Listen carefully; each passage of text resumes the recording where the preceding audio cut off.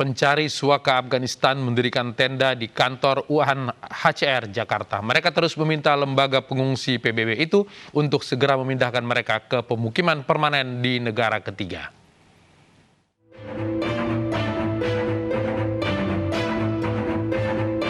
Para pencari suaka asal Afghanistan mendirikan tenda di sekitar kawasan UNHCR Kebon Sirih, Jakarta. Terdapat sekitar 25 pengungsi Afghanistan dan 15 tenda yang terpasang berjejer di trotoar RT 2 RW 3 Kebon Sirih. Mulai dari anak-anak hingga lansia, bahkan ada yang tinggal di tenda. Tapi UNHCR semua selalu lihat kondisi kita di sini. Kita tinggal di jalan lebih buruk kepada pendatang. Tapi UNHCR tidak peduli, tidak khawatir. Dia selalu lari dari tugasnya sendiri. Sebelumnya pada pekan lalu, para pencari suaka ini menggelar aksi unjuk rasa di depan kantor UNHCR dan terjadi ketegangan dan berujung ricuh.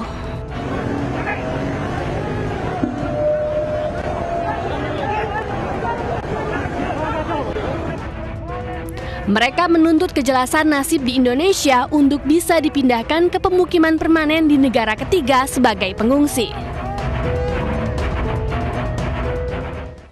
Bagaimana kondisi pengungsi di depan kantor UNHCR? Kita langsung bergabung dengan reporter Vicky Rian. Vicky, selamat malam. Ada berapa orang yang mendirikan tenda di sana malam hari ini?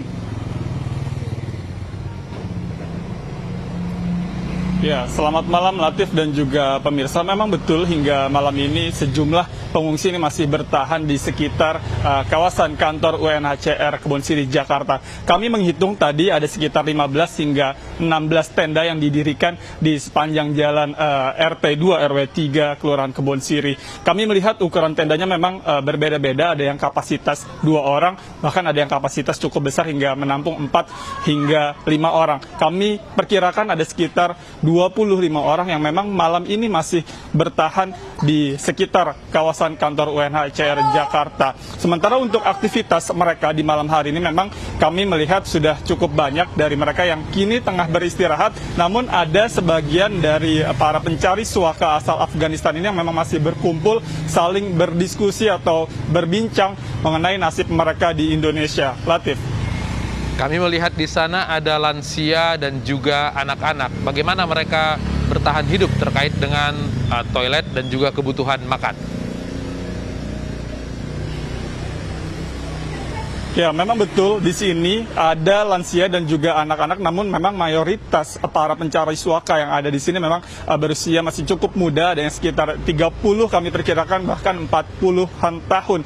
Tapi memang ada betul tadi ada lansia dan juga anak-anak. Nah, berbicara untuk keperluan makan, memang para pencari suaka ini masih mengandalkan bantuan. Tadi kami melihat bahkan mereka sempat juga memasak sendiri untuk kebutuhan makan mereka, dan terkadang mereka memang membeli makanan dari warung-warung yang ada di sekitar kawasan kantor UNHCR. Sementara untuk keperluan mandi, mereka ini masih mengandalkan toilet umum atau masjid yang memang berada di sekitar kawasan ini. Dan untuk keperluan mencuci, kami melihat di sini mereka melakukannya untuk mencuci pakaian, karena kami selain melihat tenda yang berjejer di sisi kiri kanan jalan, ini juga ada jemuran pakaian dari para pencari suaka ini, Latif. Oke, terkait dengan tuntutan, apakah malam hari ini ada pihak yang menemui mereka untuk mewujudkan permintaan para pengungsi?